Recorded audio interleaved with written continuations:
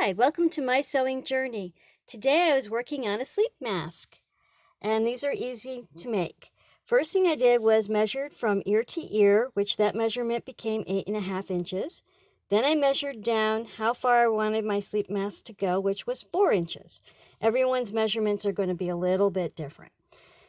And then I decided how I wanted it shaped. So I went around, rounded it sort of on the sides, and then I put the paper on my face and put in my nose measurement, which will be different than yours. And then I went on with the pencil line. You got to remember to add your seam allowance. So if you like a 1/2 inch seam allowance or a 1/4 inch, you're going to have to add that too there. And everyone likes a different seam allowance, so that could be any size. Then I cut 2 of these out. And then what I did was I sewed them right sides facing together, leaving the top, the entire top open to turn to the right side. Next, I put in some fabric and tested to see if it blocked the light, and it did. And then I sewed across, folding those 2 edges down in after I put my fabric in there. And then I sewed all the way around, top stitching. And then what I did here was I sewed a line. Now you can do decorative stitching here. You can put do not disturb or little eyes, whatever you wanted. I chose to just do a line, and this just makes it so when I wash it, it keeps this fabric so that the inside fabric we're talking about, so it's not bunching up. After that, I worked on the elastic channel thing.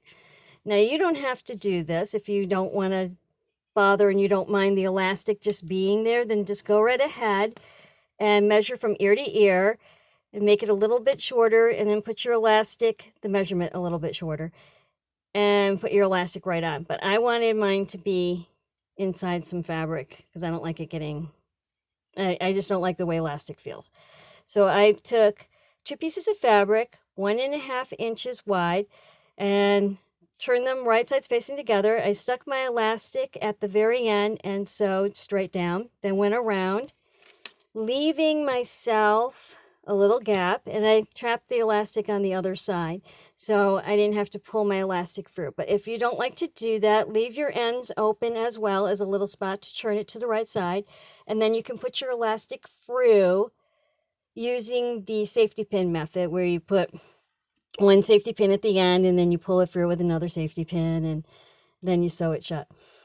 After you finish this, take your 2 safety pins and put this on with safety pins first to see where it's comfortable for you. That way you can make an adjustment and then you sew it on.